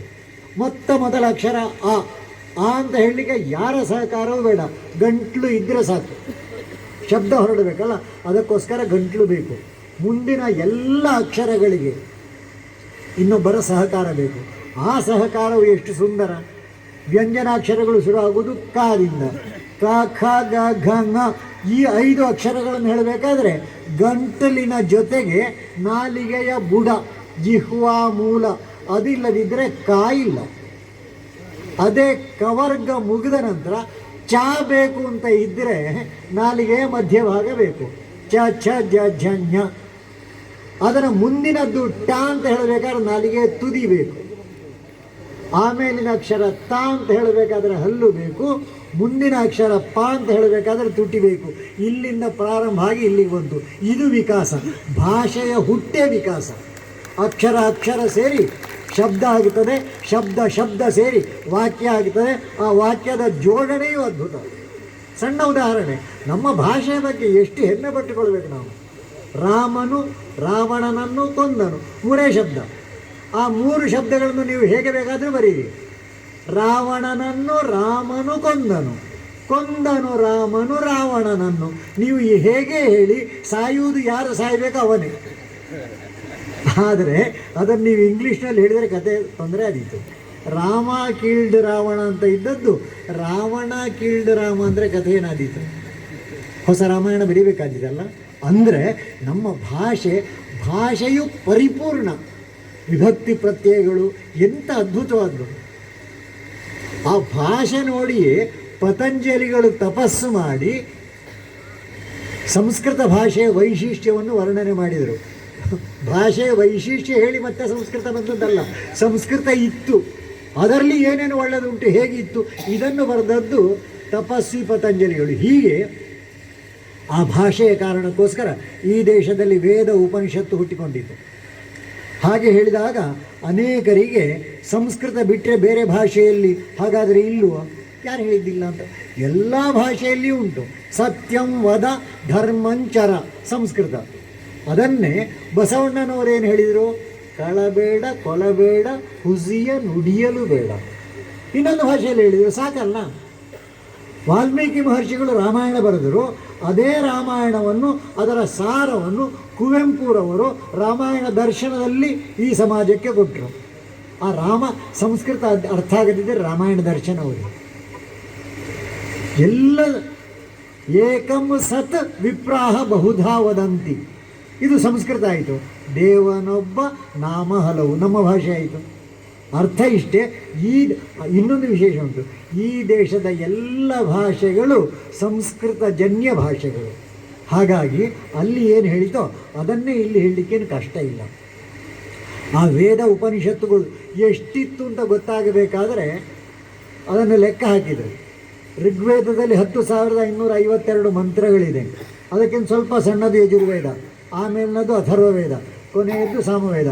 ಇದನ್ನಿಷ್ಟನ್ನು ನಿರಂತರವಾಗಿ ಒಂದರ ನಂತರ ಒಂದು ಪಠಿಸ್ತಾ ಬಂದರೆ ಪೂರ್ತಿ ಆಗಲಿಕ್ಕೆ 12 ದಿವಸ ಬೇಕು. ಅಷ್ಟು ದೊಡ್ಡ ವಾಂಗ್ಮಯ ಈ ದೇಶಕ್ಕೆ ನಮ್ಮ ಹಿಂದಿನ ಋಷಿಗಳು ಕೊಟ್ಟಿದ್ದಾರೆ. ಹೇಗೆ ಕೊಟ್ಟರು? ಭದ್ರಮಿಚ್ಛಂತ ಋಣಯ ಸ್ವರ್ವಿದ ತಪೋ ದೀಕ್ಷಾಂ ಉಪನಿಷೇಧರಗ್ರಿ. ಅದರಿಂದ ಏನಾಯಿತು? ರಾಷ್ಟ್ರಂ ಬಲಂ ಓಜಶ್ಚ ಜಾತಂ. ಅವರಷ್ಟು ಮಾಡಿದ್ದರಿಂದ ತಪಸ್ಸು ಮಾಡಿದರು, ದೀಕ್ಷೆ ತಗೊಂಡ್ರು, ಎತ್ತರಕ್ಕೆ ಹೋಗಬೇಕು ಅಂತ ನಿಶ್ಚಯ ಮಾಡಿದರು. ಅದರಿಂದ ತತಃ ರಾಷ್ಟ್ರಂ ಬಲಂ ಓಜಶ್ಚ ಜಾತಂ. ಇದರಲ್ಲಿ ಬಲ ಓಜ ಎಲ್ಲವೂ ಬಂತು. ಇದೆಲ್ಲದಕ್ಕೂ ಕಾರಣ ತಪಸ್ಸು ಅಂತ. ಆ ತಪಸ್ಸು ಮಾಡಿ ಅಂತ ಹೇಳಲಿಕ್ಕೆ ಅನೇಕ ಘಟನೆಗಳು ಸಾಕು. ಭಗವದ್ಗೀತೆಯಲ್ಲಿ ಆ ಶಬ್ದ ತುಂಬ ಸರ್ತಿ ಬರ್ತದೆ. ಪತಂಜಲಿಯ ಯೋಗ ಸೂತ್ರಗಳಲ್ಲಿ ಅದರಲ್ಲಿ ಬರ್ತದೆ. ಅಷ್ಟಾಂಗ ಯೋಗ ಅಂತ ಹೇಳಿದ್ರು. ಜಗತ್ತಿಗೆ ಭಾರತ ಕೊಟ್ಟ ಅನೇಕ ಅಂಶಗಳಿದೆ. ಜಗತ್ತಿಗೆ ಭಾರತ ಏನೇನು ಕೊಟ್ಟಿದೆ ಅಂತ ಕೇಳಿದರೆ ಗಾಬರಿ ಮಾತ್ರ ಆಗುವುದಲ್ಲ, ಹೆಮ್ಮೆಯೂ ಆಗ್ತದೆ, ಗಾಬರಿಯೂ ಆಗ್ತದೆ. ಯಾಕಂದರೆ ಶ್ರೀನಿವಾಸ ರಾಮಾನುಜಂ ಶಾಲೆಗೆ ಹೋಗುವಾಗ 2ನೇ ಕ್ಲಾಸ್ನಲ್ಲಿ ಇದ್ದದ್ದವರು. ಅವರಿಗೆ ಪಾಠ ಮಾಡೋ ಒಬ್ಬರು ಮೇಷ್ಟ್ರು ಬಹಳ ಉತ್ಸಾಹದಿಂದ ಬಂದು, 2 ಬಾಳೆಹಣ್ಣು ಉಂಟು, 2 ಜನ ಇದ್ದಾರೆ, ಒಬ್ಬೊಬ್ಬರಿಗೆ ಎಷ್ಟೆಷ್ಟು ಬರ್ತದೆ? ಒಕ್ಕರಲಿಂದ ಮಕ್ಕಳು ಗಟ್ಟಿ ಶಬ್ದ ಹೇಳಿ 1 ಅಂತ. ಮೇಷ್ಟಿಗೆ ಆನಂದ ಆಯಿತು. 10 ಹಣ್ಣು ಉಂಟು, 10 ಜನರಿಗೆ ಹಚ್ಚಬೇಕು, ಎಷ್ಟೆಷ್ಟು ಬರ್ತದೆ? ಮೊದಲಿಗಿಂತ ಎತ್ತರದ ಧ್ವನಿಯಲ್ಲಿ 1 ಅಂತ ಹೇಳಿದರು. ಆಗ ಈ ಶ್ರೀನಿವಾಸ ರಾಮಾನುಜ ಒಮ್ಮೆಲ್ಲ ಎದ್ದು ನಿಂತಂತೆ. ಅವ ಎದ್ದು ನಿಲ್ಲುವಾಗಲೇ ಇವರಿಗೆ ಗಾಬರಿ ಆಯಿತು. ಏನು ಮಗು? 0 ಹಣ್ಣು ಉಂಟು, 0 ಜನ ಇದ್ದಾರೆ, ಎಷ್ಟೆಷ್ಟು ಬರ್ತದೆ? ಇನ್ನೂ ಅರ್ಥ ಆಗಲಿಲ್ಲ, ಗೊತ್ತಿಲ್ಲ, ಹುಡುಕ್ಲಿಕ್ಕೂ ಆಗುವುದಿಲ್ಲ. ಅಂತಹ 0ಯನ್ನು ಜಗತ್ತಿಗೆ ಕೊಟ್ಟದ್ದು ಭಾರತ. ಭಾರತ ಏನು ಕೊಟ್ಟಿದೆ ಅಂದರೆ 0 ಅಂತ ಹೇಳ್ತೇವಲ್ಲ, ಅದು ಬರೇ 0 ಅಲ್ಲ. ಪೂರ್ಣಮದ ಪೂರ್ಣವಿದಂ ಪೂರ್ಣಾತ್ ಪೂರ್ಣಮುದಚ್ಯತೆ ಪೂರ್ಣಸ್ಯ ಪೂರ್ಣಮಾದಾಯ ಪೂರ್ಣಮೇವಾವಶಿಷ್ಯತೆ. ಒಂದು ಉಪನಿಷತ್ ವಾಕ್ಯದ ಶಾಂತಿ ಮಂತ್ರ ಆಗುವಷ್ಟು ಆ 0ಗೆ ಜವಾಬ್ದಾರಿ ಇದೆ. ಅಂತಹ 0ಯನ್ನು ಕೊಟ್ಟದ್ದು ಭಾರತ. ಆ 0ಯನ್ನು ಉಪಯೋಗಿಸಿ ಸಂಖ್ಯಾಶಾಸ್ತ್ರದಲ್ಲಿ ಬಹಳ ಎತ್ತರಕ್ಕೆ ಹೋದಂಥ ಭಾಸ್ಕರಾಚಾರ್ಯರು ಓದಬೇಕು ಅಥವಾ ಓದಿಸಬೇಕು. ಭಾಸ್ಕರಾಚಾರ್ಯರು ಬರೆದ ಲೀಲಾವತಿ ಗಣಿತದ ಮೊದಲ ಶ್ಲೋಕ, ಅದನ್ನು ಕೇಳಿದರೆ ಎದೆ ತುಂಬಿ ಬರ್ತದೆ. ಒಂದಿದ್ದದ್ದು 10 ಆಗಬೇಕಾದ್ರೆ 1 ಬರೋದು 0 1 0 ಆಗಬೇಕು. ಆ 1 0 ಪಕ್ಕದಲ್ಲಿ 2 0 ಹಾಕಿದರೆ 100 ಆಗುತ್ತದೆ. ಎಲ್ಲಿವರೆಗೆ ಗೊತ್ತಿತ್ತಂತೆ? ಭಾಸ್ಕರಾಚಾರ್ಯ ಹೇಳ್ತಾರೆ, 11,000,000 ಅಯುತ. 10,000 ಅಂತ ಹೇಳಲಿಲ್ಲ, 10,000ಕ್ಕೂ ಒಂದು ಶಬ್ದ ಉಂಟು ಅಯುತ ಅಂತ. 11,000,000 ಅಯುತ ಲಕ್ಷ ಪ್ರಯುತ ಕೋಟಯ ಕ್ರಮಶಃ ಅರ್ಬುದಂ ಅಬ್ಜಂ ಖರ್ವ ನಿಖರ್ವ ಮಹಾಪದ್ಮ ಶಂಕವಸ್ತಸ್ಮಾತ್ ಜಲಧಿ ಅಂತ್ಯಂ ಮಧ್ಯಂ ಪರಾರ್ಧಂ ಇತಿ ಗುಣೋತ್ತರ ಸಂಜ್ಞಾ. 1 ಬರೆದು 17 0 ಹಾಕಿದರೆ ಪರಾರ್ಧ ಅಂತ ಓದಲಿಕ್ಕೆ ಭಾಸ್ಕರಾಚಾರ್ಯರ ಕಾಲದವರಿಗೆ ಗೊತ್ತಿತ್ತು. ಇವತ್ತು ನಾವು ಯಾವ ಪೈಥಾಗರಸ್ ಥಿಯರಮ್ ಅಂತ ನಮ್ಮ ಶಾಲೆಯಲ್ಲಿ ಓದ್ತೇವಲ್ಲ, ಆ ಪೈಥಾಗರಸ್ ಥಿಯರಮನ್ನು ಮೊದಲು ಜಗತ್ತಿಗೆ ಕೊಟ್ಟದ್ದು ಈ ದೇಶದ ಬೋಧಾಯನ. ಅದನ್ನು ಅರ್ಥ ಮಾಡಿಕೊಂಡಂತಹ ಅಮೇರಿಕದವರು ಅವರ ಗಣಿತ ಪುಸ್ತಕದಲ್ಲಿ ಬೋಧಾಯನ ಪೈಥಾಗರಸ್ ಥಿಯರಮ್ ಅಂತ ಬರೀತಾರೆ. ನಮ್ಮ ದೇಶದಲ್ಲಿ ಬರೀಲಿಕ್ಕೆ ಶುರು ಮಾಡಿದ್ದಾರೆ ಅಂತ ಸುದ್ದಿ. ಅಂದರೆ ನಮ್ಮ ದೇಶ ಎಲ್ಲ ದೃಷ್ಟಿಯಲ್ಲೂ ಬಹಳ ಎತ್ತರಕ್ಕಿತ್ತು. ಇತ್ತು ಅಲ್ಲ, ಇದೆ. ಇರಬೇಕಾದ್ರೆ ನಮ್ಮ ದೇಶದ ಶಕ್ತಿ ಎಷ್ಟುಂಟು ಗೊತ್ತಾಗಲಿಕ್ಕೆ ಒಂದು ಘಟನೆ ಹೇಳಿದರೆ ಸಾಕು. ನಮಗೆಲ್ಲರಿಗೂ ಚಿರಪರಿಚಿತರಾಗಿದ್ದಂತಹ ಡಾಕ್ಟರ್ ಅಬ್ದುಲ್ ಕಲಾಂ ಅವರು ತಮ್ಮ ವಿದ್ಯಾಭ್ಯಾಸ ಮುಗಿದ ನಂತರ ಪೈಲಟ್ ಆಗಬೇಕು ಅಂತ ಒಂದು ಇಂಟರ್ವ್ಯೂಗೆ ಡೆಲ್ಲಿಗೆ ಬರ್ತಾರೆ. ಅವರು ವಿದ್ಯಾಭ್ಯಾಸ ಮಾಡಿದ್ದೇ ಅವರ ಅಕ್ಕ ತನ್ನ ಒಡವೆಗಳನ್ನು ಬ್ಯಾಂಕಿನಲ್ಲಿಟ್ಟು ಆ ಹಣದಿಂದ ಮಗು ಓದು, ನೀನು ಎತ್ತರಕ್ಕೆ ಹೋದಾಗ ಅದನ್ನು ಕೊಡು, ಚಿಂತೆ ಮಾಡಬೇಡ ಅಂತ ಹೇಳಿದರು. ಆ ಅಬ್ದುಲ್ ಕಲಾಂ ಡೆಲ್ಲಿಗೆ ಒಂದು ಇಂಟರ್ವ್ಯೂಗೆ ಹೋದಾಗ ಅಲ್ಲಿ 8 ಪೋಸ್ಟ್ಗಳಿತ್ತು, ಜನ 9 ಇದ್ದರು. ಆ 9ರಲ್ಲಿ 9ನೇವಾದ್ದು ಈ ಡಾಕ್ಟರ್ ಅಬ್ದುಲ್ ಕಲಾಂ. ನಿರಾಸೆ ಆಯಿತು. ಅಕ್ಕ ನನಗೋಸ್ಕರ ಇಷ್ಟು ತ್ಯಾಗ ಮಾಡಿದ್ದಾಳೆ, ನನ್ನಿಂದ ಏನು ಮಾಡಲಿಕ್ಕಾಗೋದಿಲ್ಲಲ್ಲ, ಬದುಕುವುದು ಯಾಕೆ? ಈ ಚಿಂತನೆಯನ್ನು ಹೊತ್ತುಕೊಂಡು ಋಷಿಕೇಶಕ್ಕೆ ಬಂದರು. ಅವರಲ್ಲಿ ಓಡಾಡುವುದನ್ನು ನೋಡಿದಾಗ ಅಲ್ಲಿದ್ದಂಥ ಸಂತರು ಅವ್ರಿಗೆ ಕಂಡಿದ್ದು ಏನೋ ತೊಂದರೆ ಉಂಟಂತ ಕರೆದರು. ನಾನು ಬಾ ಇಲ್ಲಿಗೆ ಅಂತ ಬಂದರು. ಏನು ಅಂತ ಕೇಳಿದೆ. ಆಗ ಕಥೆಯೆಲ್ಲ ಹೇಳಿದರು. ಹೀಗಾಯಿತು, ನನ್ನ ಅಕ್ಕ ನನಗೆ ಕಷ್ಟಪಟ್ಟು ಇಷ್ಟೆಲ್ಲ ಮಾಡಿದ್ದಾಳೆ, ಆದರೆ ನಾನು ಪರೀಕ್ಷೆಯಲ್ಲಿ ಸೋತು ಬಿಟ್ಟೆ, ಇನ್ನು ಏನು ಮಾಡಲಿಕ್ಕಾಗಿದ್ರೆ ಆತ್ಮಹತ್ಯೆ ಒಂದೇ ಅಂತ ಮನಸ್ಸೇ ಇರುವಂತೆ ಅಂತ. ಅದಕ್ಕೆ ಅವರು ಹೇಳಿದರು, ನಮ್ಮ ದೇಶದಲ್ಲಿ ಸಂತರು ಹೇಗೆ ಕೆಲಸ ಮಾಡ್ತಾರೆ ಅಂತ. ಮಗು, ನಿನಗೆ ಕೆಲಸ ಸಿಗಲಿಲ್ಲಲ್ಲ, ಒಳ್ಳೆಯದಾಯಿತು. ಯಾಕಂದರೆ ನಿನ್ನಿಂದ ಭಗವಂತ ಅದಕ್ಕಿಂತ ಹೆಚ್ಚು ಎತ್ತರದ ಕೆಲಸ ಮಾಡಲಿಕ್ಕೆ ನಿಶ್ಚಯ ಮಾಡಿದ್ದಾನೆ. ಅದಕ್ಕೋಸ್ಕರ ಹೋಗು. ಹೋದ್ದು ಮಾತ್ರ ಅಲ್ಲ, ಅವರು ನಮ್ಮ ಮಿಸೈಲ್ನ ಜನಕರಾಗಿ ಬಿಟ್ಟರು. ಆ ಎತ್ತರಕ್ಕೆ ಹೋದರು. ಪೋಖ್ರಾನ್ನಲ್ಲಿ ಅಣುಸ್ಫೋಟ ಆದಾಗ ಜಗತ್ತಿಗೆ ಗೊತ್ತಾಗಲ್ಲ. ಉಳಿದ ಎಲ್ಲ ಪರೀಕ್ಷೆಗಳನ್ನು ಸಮುದ್ರದಲ್ಲಿ ಮಾಡಿದರೆ ಭಾರತದಲ್ಲಿ ಅಣುಸ್ಫೋಟವನ್ನು ನೆಲದ ಮೇಲೆ ಮಾಡಿದರು. ಇಡೀ ಜಗತ್ತಿಗೆ ಗೊತ್ತಾಗಲ್ಲ. ಸಿಟ್ಟು ಬಂದದ್ದು ಅಮೇರಿಕಕ್ಕೆ. ಭಾರತದವರು ನಮಗೆ ಗೊತ್ತಾಗದೆ ಅಣುಸ್ಫೋಟ ಪರೀಕ್ಷೆಯನ್ನು ಹೇಗೆ ಮಾಡಿದರು ಅಂತ. ಅದಕ್ಕೋಸ್ಕರ ಈ ದೇಶದ ಮೇಲೆ ನಿರ್ಬಂಧಗಳನ್ನು ಹಾಕಿದರು. ಗೋಧಿ ಕೊಡೋದಿಲ್ಲ ಅಂತ ಹೇಳಿದರು, ತಂತ್ರಜ್ಞಾನ ಕೊಡೋದಿಲ್ಲ ಅಂತ ಹೇಳಿದರು, ಎಲ್ಲವನ್ನೂ ಹೇಳಿದರು. ಆ ಸಮಯದಲ್ಲಿ ಈ ದೇಶದಲ್ಲಿ ಪ್ರಧಾನಿಯಾಗಿದ್ದಂಥ ಅಟಲ್ಜಿಯವರು ಕರೆ ಕೊಟ್ಟರು. ವಿಜ್ಞಾನಿಗಳನ್ನು ಕರೆದು ಹೀಗೆ ಹೇಳ್ತಾ ಇದ್ದಾರೆ, ಏನು ಮಾಡೋದು ಅಂತ ಕೇಳಿದರು. ಒಬ್ಬ ತರುಣ ವಿಜ್ಞಾನಿ ಎದ್ದು ನಿಂತು ಹೇಳಿದ, ಅವ್ರ ಹತ್ರ ಹೇಳಿ, ನೀವು ಇನ್ನೊಂದು 20 ವರ್ಷಕ್ಕೆ ನಮಗೇನು ಕೊಡಬೇಡಿ ಅಂತ. ಗಾಬರಿ ಆಯಿತು. ಸಿಕ್ಕದಿದ್ದರೆ ಮುಂದೆ ಹೋಗೋದು ಹೇಗೆ? ಅದಕ್ಕೆ ಆ ವಿಜ್ಞಾನಿ, ತರುಣ ವಿಜ್ಞಾನಿ ಕೊಟ್ಟ ಉತ್ತರ ಏನು ಗೊತ್ತಾ?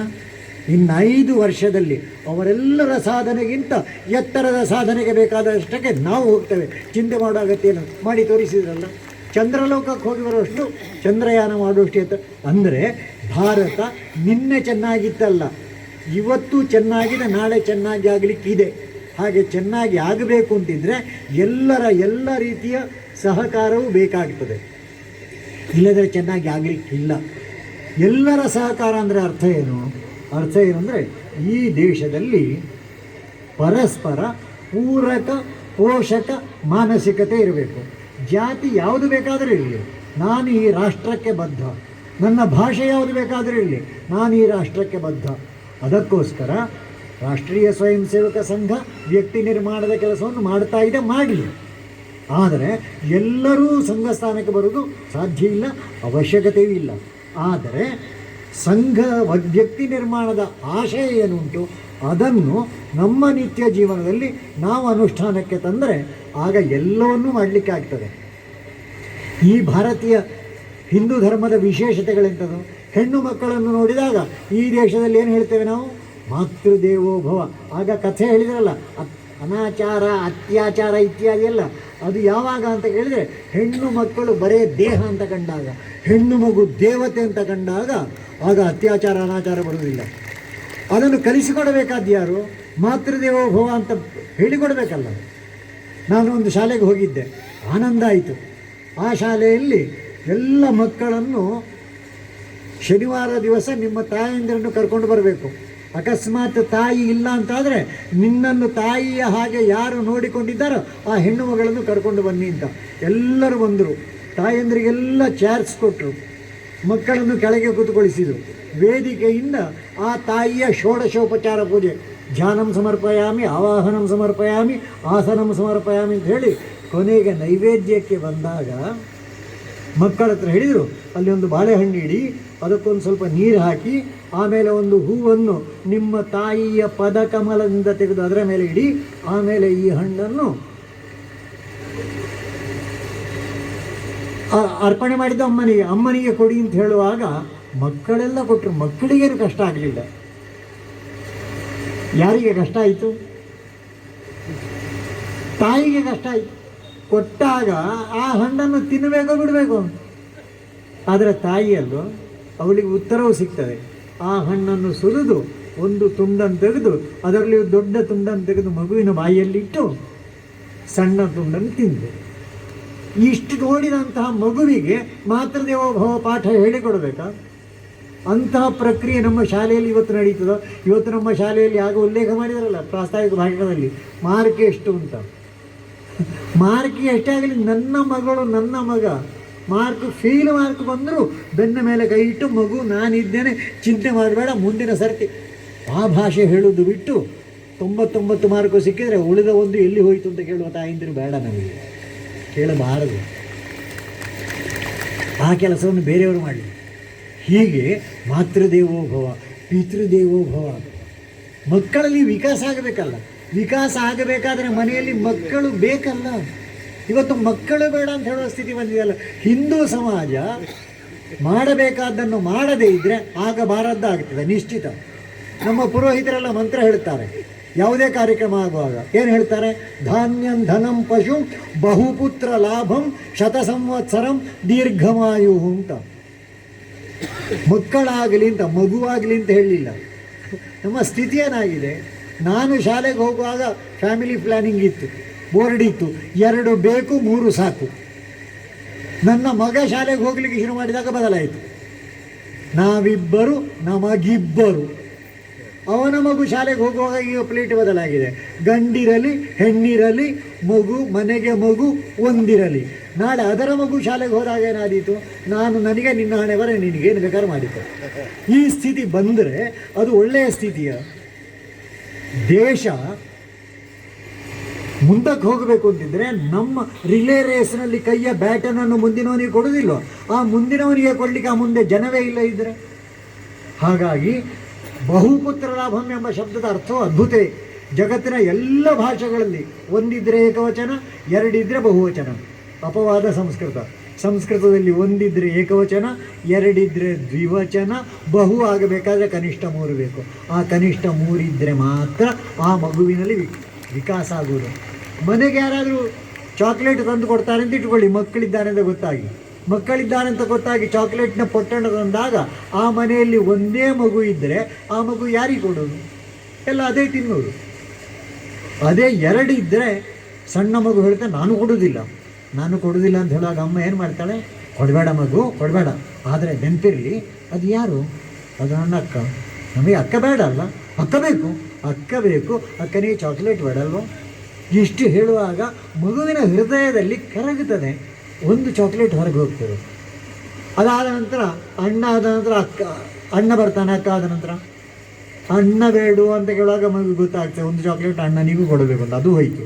ಅಷ್ಟಾವತ್ತೆ ಅಪ್ಪ ಬರ್ತಾನೆ ಅಂತ ಹೇಳುವಾಗ ಮಗುವಿಗೆ ಹೇಳಬೇಕು ಅಂತಿಲ್ಲ, ಇದು ಅಪ್ಪನಿಗಿಂತ ಮಗುವೇ ತೆಗೆದಿಡ್ತದೆ.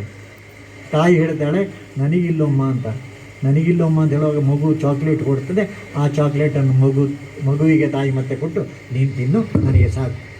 ಈ ರೀತಿ ಹೇಳಿದರೆ ಆ ಮಕ್ಕಳು ಎಷ್ಟು ಎತ್ತರಕ್ಕೆ ಬೆಳಿಬೋದು. ಆ ಎತ್ತರಕ್ಕೆ ಬೆಳಿಬೇಕಾದ್ರೆ ಮನೆಯಲ್ಲಿ ಮಕ್ಕಳು ಬೇಕೋ ಬೇಡೋ? ಭಾರತವಾಗಿ ಮುಂದುವರಿಬೇಕಾದ್ರೆ ನಮ್ಮ ಯುವ ಜನತೆ ಜಗತ್ತಿನಲ್ಲಿ ಇವತ್ತು ಸಹ, ಈಗ 2 1ರಲ್ಲಿ ಇದ್ದೇವಲ್ಲ, ಅದು ಮತ್ತೆ 1 2 3 ಆಗದೇ ಇದ್ದರೆ ನಾಳೆಗೆ ತೊಂದರೆ ಆದೀತು. ಇವತ್ತು ಇಡೀ ಜಗತ್ತಿನಲ್ಲಿ ತರುಣರ ಸಂಖ್ಯೆ ಅತ್ಯಧಿಕವಾಗಿರುವಂಥದ್ದು ಭಾರತದಲ್ಲಿ. ಆ ಸ್ಥಿತಿ ಮುಂದೆ ಉಳಿಬೇಕಲ್ಲ. ಹಿಂದೂ ಸಮಾಜ ಗಟ್ಟಿಯಾಗಬೇಕು ಅಂತಿದ್ದರೆ, ಬಲಿಷ್ಠ ಆಗಬೇಕಾದ್ರೆ ಆ ಎತ್ತರಕ್ಕೆ ಹೋಗಬೇಕು. ಆ ಎತ್ತರಕ್ಕೆ ಹೋಗಬೇಕಾದ್ರೆ ನಮ್ಮ ಕುಟುಂಬ ವ್ಯವಸ್ಥೆಗಳು ಚೆನ್ನಾಗಿ ಆಗಬೇಕು. ಸಮಾಜದ ಮಂದಿಯಲ್ಲಿ ನಮ್ಮ ಪ್ರಾರ್ಥನೆ ಇಷ್ಟೇ, ಒಂದು 5 ಅಂಶಗಳನ್ನು ಚರಿತ ಪಂಚಕ ಅಂತ ಒಬ್ಬರು ಅದನ್ನು ಹೇಳಿದರು. ಆ 5 ಗುಣಗಳನ್ನು ನಮ್ಮದಾಗಿಸುವ 5 ನಿಮಿಷದಲ್ಲಿ ಆ 5 ಗುಣಗಳನ್ನು ಮುಗಿಸ್ತೇನೆ. ಮೊದಲನೇದು ನಮ್ಮ ಕುಟುಂಬದಲ್ಲಿ ಕೌಟುಂಬಿಕ ಜೀವನ ಮೌಲ್ಯಗಳು. ಆ ಜೀವನ ಮೌಲ್ಯಗಳು ಯಾವುದು? ಬೆಳಗ್ಗೆ ಪ್ರಾತಃ ಕಾಲ ಸೂರ್ಯೋದಯಕ್ಕಿಂತ ಮುಂಚೆ ಏಳುವಲ್ಲಿಂದ ಶುರು ಆಗ್ತದೆ. ಮನೆ ಆಗ ತಾನೇ ಭಜನೆ, ನಮ್ಮ ಮೆರವಣಿಗೆಯಲ್ಲಿ ಭಜನೆ ಎಲ್ಲ ಬಂತು. ಭಜನೆ ಮೆರವಣಿಗೆ ಮಾತ್ರ ಆದರೆ ಸಾಕ? ನಮ್ಮ ಮನೆಯಲ್ಲಿ ಆಗಬೇಕು ಬೇಡ? ಎಲ್ಲ ಮನೆ ಮಂದಿ ಒಟ್ಟಿಗೆ ಕೂತ್ಕೊಂಡು ವಾರದಲ್ಲಿ 1 ದಿವಸ ಆದರೂ ಒಂದು 15 ನಿಮಿಷ, ಒಂದು 3 ಓಂಕಾರ, 1 2 ಸಣ್ಣ ಭಜನೆಗಳು, ಹೇಳಬೇಕೋ ಬೇಡವೋ? ಶುರು ಮಾಡಬೇಕಲ್ಲ. ಊಟ, ನಮ್ಮ ಮನೆಯಲ್ಲಿ ಊಟ ಎಂಬುದು ಒಂದು ಸಂಸ್ಕೃತಿ ಆಗಿತ್ತು. ಭೋಜನ, ಎಲ್ಲ ಮಕ್ಕಳು ಒಟ್ಟಿಗೆ ಊಟ ಮಾಡ್ತಾಯಿದ್ರು, ಎಲ್ಲ ಪುರುಷರು ಒಟ್ಟಿಗೆ ಆಮೇಲೆ ಊಟ ಮಾಡ್ತಾಯಿದ್ರು, ಎಲ್ಲ ತಾಯಂದಿರು ಕೊನೆಗೆ ಊಟ ಮಾಡ್ತಾಯಿದ್ರು. ಒಂದು ಪ್ರಕ್ರಿಯೆ ಇತ್ತು. ಅದರಿಂದ ಆಗೋ ಲಾಭ ಏನು ಅಂತ ಆಗಿನ ಜನರ ಹತ್ರ ಕೇಳಿದರೆ ಹೇಳ್ತಾರೆ. ಭೋಜನ ಅಂದರೆ ಒಂದು ಯಜ್ಞ, ಒಂದು ಪೂಜೆ. ಪೂಜೆಯನ್ನು ಯಾರಾದರೂ ಟಿ ವಿಯ ಮುಂದೆ ಮಾಡ್ತೇವಲ್ಲ ಇವತ್ತು? ಮೊಬೈಲ್ ಕೈಯಲ್ಲಿ ಹಿಡ್ಕೊಂಡು ಭೋಜನ ಮಾಡ್ತೇವಲ್ಲ, ಸರಿನಾ ಇದು? ಚರ್ಚೆ ಮಾಡಬೇಕಾದವ್ರು ಯಾರು? ಕಲಿಸಿಕೊಡಬೇಕಲ್ಲ. ಇದನ್ನು ಕಲಿಸಿಕೊಡಬೇಕು.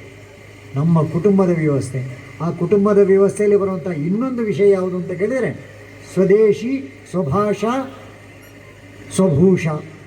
ನಮ್ಮ ಭಾಷೆ, ನಮ್ಮ ಉಡುಗೆ ತೊಡುಗೆ ಮತ್ತು ನಮ್ಮ ನಿತ್ಯ ಜೀವನದ ವ್ಯವಹಾರ ಹೇಗಿರಬೇಕು?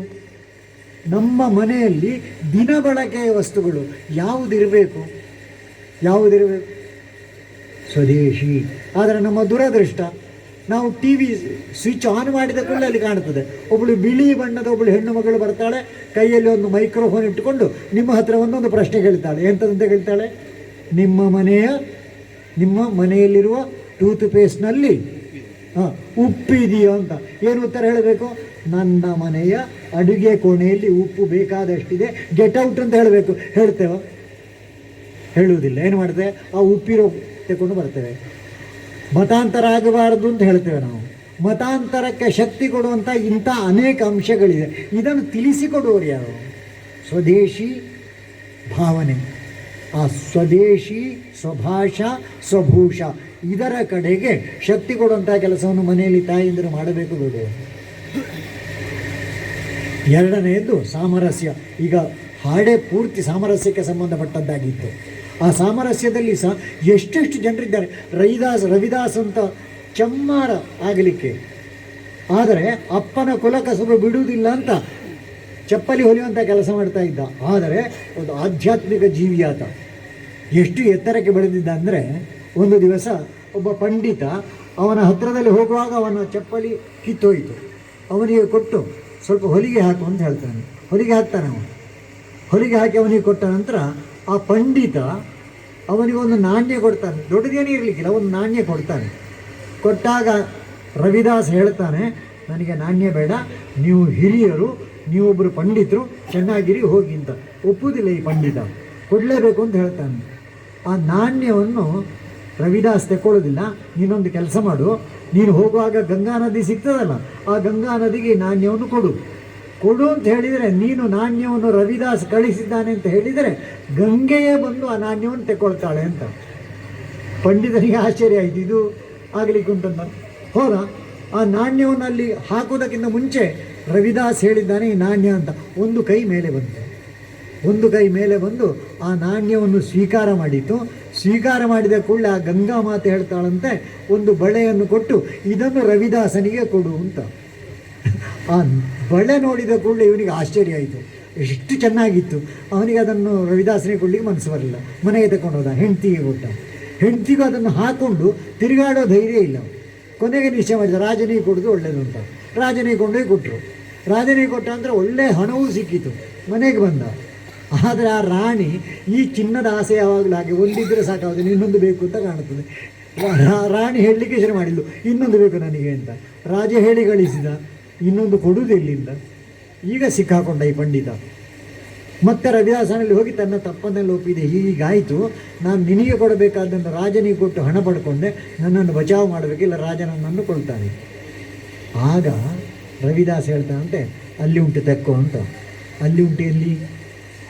ಆತ ಚರ್ಮ ತೊಳೆಯುವಂಥ ಮಡಿಕೆ ಇತ್ತು, ಆ ಮಡಿಕೆಯಲ್ಲಿ ನೀರಿತ್ತು.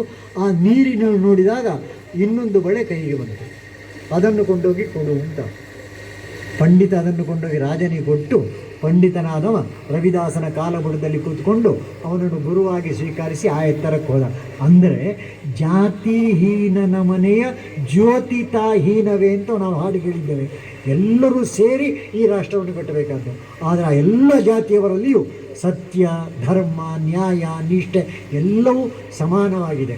ಹಾಗಾಗಿ ಮೊದಲನೆಯದು ಕುಟುಂಬ ವ್ಯವಸ್ಥೆ, ಎರಡನೆಯದು ಸ್ವದೇಶಿ, ಮೂರನೆಯದ್ದು ಸಾಮರಸ್ಯ, ಒಟ್ಟಾಗಿರುವಂಥದ್ದು, ನಾಲ್ಕನೆಯದ್ದು ನಮ್ಮ ಪರ್ಯಾವರಣ. ಪರ್ಯಾವರಣವು ನಮ್ಮ ವಿಕಾಸದ್ದೇ ಕಥೆ.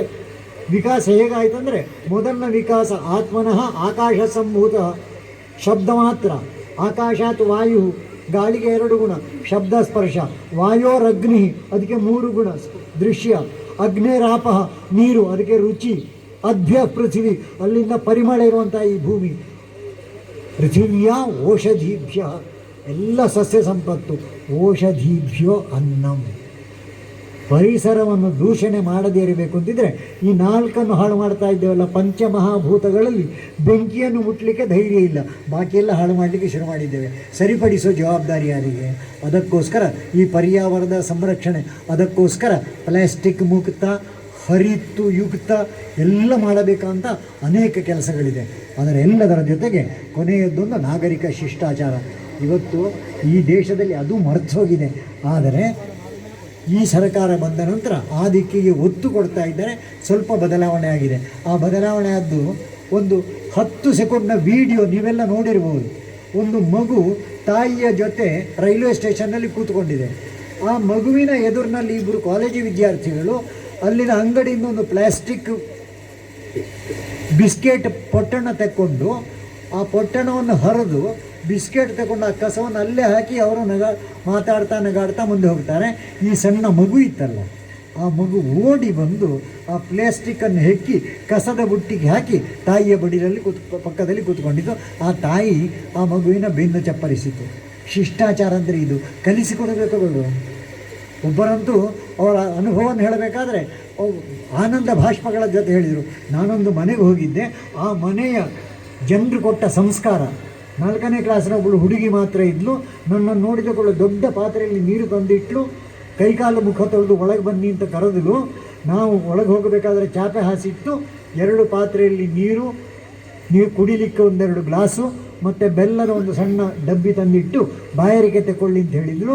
ಬಾಯಾರಿಕೆ ತಗೊಂಡ ನಂತರ ಆ ಮಗು ಹೇಳಿತು, ಅಪ್ಪ ಅಮ್ಮ ಮನೆಯಲ್ಲಿಲ್ಲ, ಅವರು ಬರುವಾಗ 12 ಗಂಟೆ ಆಗ್ತದೆ, ನಿಮಗೆ ಸಮಯ ಇದ್ದರೆ ಕೂತ್ಕೊಳ್ಳಿ, ಇಲ್ಲದಿದ್ದರೆ ನಿಮ್ಮ ಪರಿಚಯ ಹೇಳಿದರೆ ನಾನು ಅಪ್ಪ ಅಮ್ಮ ಅಂತ ತಿಳಿಸ್ತೇನೆ ಅಂತ. ಈ 4ನೇ ಕ್ಲಾಸಿನ ಮಗುವಿನಲ್ಲಿರುವ ಈ ಸಂಸ್ಕಾರ ನೋಡಿ ಆ ವ್ಯಕ್ತಿಗೆ ಇಷ್ಟು ಆನಂದ ಆಯಿತು. ಅಂತಹ ಸಂಸ್ಕಾರ ಕೊಡುವಂತಹ ಅಪ್ಪ ಅಮ್ಮ ನಮ್ಮ ಮನೆಗಳಲ್ಲಿ ಅರಳಬೇಕು. ಅಂಥ ಅಪ್ಪ ಅಮ್ಮಂದಿರ ಸಂಘಟನೆ ಆಗಬೇಕು. ಈ ಸಂಘಟನೆ ರಾಷ್ಟ್ರೀಯ ಸ್ವಯಂ ಸೇವಕ ಸಂಘಕ್ಕೆ ಶಕ್ತಿ ಕೊಡಲಿ. ಆದರೆ ರಾಷ್ಟ್ರೀಯ ಸ್ವಯಂ ಸೇವಕ ಸಂಘ ಅಲ್ಲದೇ ಇದ್ದರೂ ಸಮಾಜದ 10 ಹಲವು ರೀತಿಯಲ್ಲಿ, ಅದು ದೇವಸ್ಥಾನಗಳ ಹೆಸರಿರ್ಬೋದು, ಭಜನಾ ಮಂದಿರಗಳ ಹೆಸರಿರ್ಬೋದು, ಒಟ್ಟಿನಲ್ಲಿ ರಾಷ್ಟ್ರಹಿತಕ್ಕೋಸ್ಕರ ಮಾಡುವಂಥ ಎಲ್ಲರೂ ಒಟ್ಟು ಸೇರಿ ಋಗ್ವೇದದ ಕೊನೆಯ ಸೂಕ್ತ ಸಂಗಚ್ಛಧ್ವಂ ಸಂವದಧ್ವಂ ಸಂವೋ ಮನಾಂಸಿ ಜಾನತಾಂ, ಆ ಎತ್ತರಕ್ಕೆ ಹೋಗಲಿಕ್ಕೆ ನಮ್ಮ ಈ ಹಿಂದೂ ಸಂಗಮ, ಹಿಂದೂ ಸಮಾಜೋತ್ಸವಗಳು ನಮ್ಮ ದೇಶದ, ನಮ್ಮ ಕ್ಷೇತ್ರದ ಸಾಮಾನ್ಯ ಹಿಂದೂ ಬಾಂಧವರ ಮನಸ್ಸಿನಲ್ಲಿ ಒಂದು ಹೊಸ ಶ್ರದ್ಧೆ, ಭಕ್ತಿ ನಿರ್ಮಾಣ ಮಾಡುತ್ತಾ ಅಕ್ಕಪಕ್ಕದಲ್ಲಿರೋ ನಾವೆಲ್ಲರೂ ಅನ್ಯಾನ್ಯ ಸಂದರ್ಭಗಳಲ್ಲಿ ಒಟ್ಟಾಗಿ ಕೆಲಸ ಮಾಡುವಂಥ ಭಾವನೆ ಬರಲಿ. ಅದಕ್ಕೆ ಬೇಕಾದಂಥ ಶಕ್ತಿಯನ್ನು ಆ ಭಾರತ ಮಾತೆ ನಮಗೆಲ್ಲರಿಗೂ ನೀಡಲಿ ಅಂತ ಪ್ರಾರ್ಥನೆ ಮಾಡುತ್ತಾ ಗುರುಚರಣಾರವಿಂದದಲ್ಲಿ ಆಶೀರ್ವಚನಗಳನ್ನು ನೀಡಬೇಕು ಅಂತ ಪ್ರಾರ್ಥಿಸಿ ನಾನು 2 ಮಾತು ಮುಗಿಸ್ತೇನೆ. ನಮಸ್ಕಾರ.